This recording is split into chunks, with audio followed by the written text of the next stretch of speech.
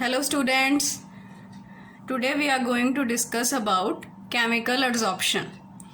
It is also known as chemisorption and Langmuir adsorption. So in the previous video we discussed about adsorption. So what is adsorption? It is the phenomena of retaining the molecules only at the surface. Like we have a substance, like suppose this is a piece of charcoal and here are some molecules of gases. ये gases के surface पे retain हो गई. This phenomena is known as adsorption. So adsorption हमारे पास two types की होती है. One is physical adsorption जो हम already previous video में discuss कर चुके हैं. Physical adsorption में क्या होता है कि adsorbent like charcoal is the adsorbent in this case. And जो गैसेस की मॉलिक्यूल्स हैं जो इसके सरफेस पे आ गए हैं they are adsorbate. Forces between adsorbent and adsorbate, if forces are weak van der Waals forces, it is known as physical adsorption. Now chemical adsorption क्या होती है? When the forces between adsorbate and adsorbent, जो molecule adsorption कर रहा है उसको adsorbent बोलते हैं एंड जो इसके सरफेस पे आ रहा है उसको एड्सॉर्बेट बोलते हैं. नेचुरली दोनों में कोई फोर्स तो है जिनके कारण ये इसके सरफेस पे आया है. If the nature of forces between adsorbate and adsorbent are chemical bonds, कि दोनों में कुछ बॉन्ड्स बन गए हैं. ये आपका एड्सॉर्बेंट है, ये एड्सॉर्बेट है, इन दोनों में कुछ केमिकल बॉन्ड्स बन गए हैं जिसके कारण ये इसके सरफेस पे है. ऐसा होता है तो इस टाइप की एड्सॉर्प्शन को केमिकल एड्सॉर्प्शन बोला जाता है या केमियोसॉर्प्शन या लैंगमुइर एड्सॉर्प्शन के नाम से जाना जाता है. तो नेचुरली केमिकल बॉन्ड्स अब कोवेलेंट भी हो सकते हैं या आयनिक भी हो सकते हैं. सो सिंपल सी बात है, फोर्सेस केमिकल बॉन्ड्स होंगे. किसमें फोर्सेस? एड्सॉर्बेंट एंड एड्सॉर्बेट में. एड्सॉर्बेंट मतलब जिसके सरफेस पे एड्सॉर्प्शन हो रही है वो एड्सॉर्बेंट है. जो मॉलिक्यूल इसके सरफेस पे आएंगे उनको क्या बोलते हैं? एड्सॉर्बेट. Adsorbate and adsorbent. इन दोनों में जो फोर्सेस हैं जिसके कारण ये इसके सरफेस पे है, if the forces are chemical bonds then this type of adsorption is called chemical adsorption. Now इसके कैरेक्टरिस्टिक देख लेते हैं. What are the characteristics of chemical adsorption?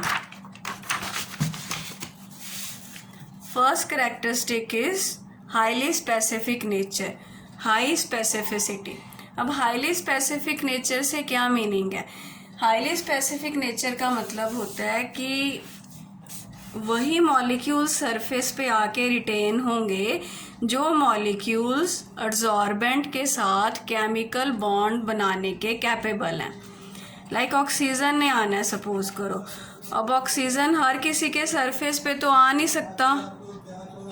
Oxygen उसी के सरफेस पे जाके केमिकली एड्सॉर्ब होगा जिसके साथ वो केमिकल बॉन्ड बनाने के कैपेबल है. लाइक ऑक्सीजन उसी के सरफेस पे जाके केमिकल एड्सॉर्प्शन करेगा जिसके साथ ही ऑक्साइड बनाने के कैपेबल है. हाइड्रोजन उसी के सरफेस पे जाके एड्सॉर्ब करेगा जिसके साथ ये हाइड्राइड बनाने के कैपेबल है. जैसे ट्रांजिशन मेटल्स होते हैं. अब निकल के सरफेस पे हाई टेम्परेचर पे इट कैन फॉर्म निकल हाइड्राइड. लाइक और ट्रांजिशन मेटल्स हैं उनके सरफेस पे भी ये केमिकली एड्सॉर्ब करके हाइड्राइड्स बना सकता है. सो वी शुड से कि जो केमिकल एड्सॉर्प्शन है it is highly specific in nature because chemical adsorption will take place only if chemical bonding is possible. अब आपका adsorbent and adsorbate है, दोनों में chemical bond बन पाएगा only then chemical adsorption हो पाएगा. It means chemical adsorption is highly specific in nature. Second characteristic is irreversible. Irreversible क्यों बोलते हैं हम chemical adsorption को? गैस प्लस एड्सॉर्बेंट, ये हमारा बन गया gas adsorbed on solid plus heat. Exothermic तो है ही एड्सॉर्प्शन, चाहे वो फिजिकल एड्सॉर्प्शन है चाहे केमिकल एड्सॉर्प्शन है, इट इज एक्सोथर्मिक। उसकी बात बाद में करते हैं। अभी हम ये देख रहे हैं कि जो हमारी केमिकल एड्सॉर्प्शन है वो नेचर में इरिवर्सिबल है। उसका रीजन क्या है? अगेन सेम रीजन है कि दोनों में बॉन्ड बन गया। बॉन्ड ब्रेक करना it's not easier one as compare to physical adsorption. Chemical adsorption जो है वो केमिकल बॉन्डिंग से होता है, इसीलिए it is said to be irreversible in nature. Now third characteristic is high heat of adsorption. अब high heat of adsorption क्यों होगा इसमें? हीट ऑफ एड्सॉर्प्शन क्या होता है कि जब गैस इसके सरफेस पे आके एड्सॉर्ब कर जाती है, कितनी हीट बाहर निकलती है, क्योंकि एड्सॉर्प्शन जो होता है that is exothermic in nature. अब when forces are strong, forces strong हैं तो नेचुरली ज़्यादा हीट निकलेगी। अब केमिकल बॉन्ड जो होता है that is strong, that's why large amount of heat is liberated. Chemical adsorption में 80 to 250 किलोजूल पर mole of heat is liberated. Means एक मोल गैस सरफेस पे एड्सॉर्ब हो जाएगा केमिकली, तो कितनी हीट रिलीज होगी? 80 to 240 kilojoules. Next characteristic is high activation energy. Why activation energy is high for chemical adsorption? क्योंकि बॉन्ड्स कैसे बनने हैं? केमिकल बॉन्ड्स बनने हैं जिनके लिए एनर्जी ज़्यादा लगती है। सो हम बोलते हैं कि chemical adsorption has high activation energy. Now effect of temperature. It is little bit different from that of physical absorption. उसका रीज़न देख लेते हैं। केमिकल एड्सॉर्प्शन में इस टाइप का हमारा ग्राफ बनेगा।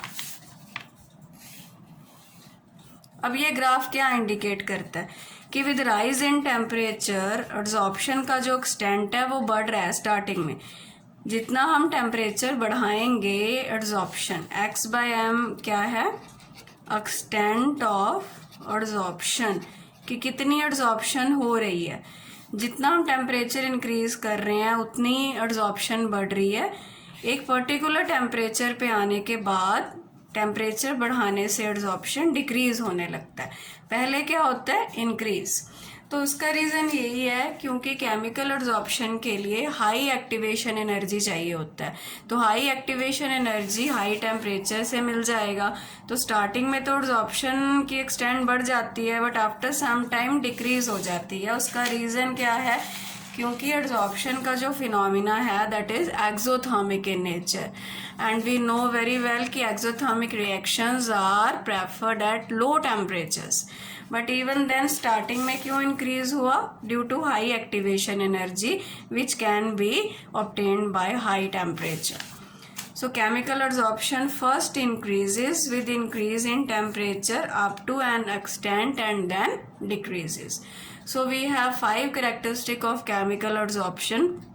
It is highly specific in nature क्योंकि chemical bonds बनने हैं तो जिनमें bonding possible है उनमें ही chemical absorption होगा.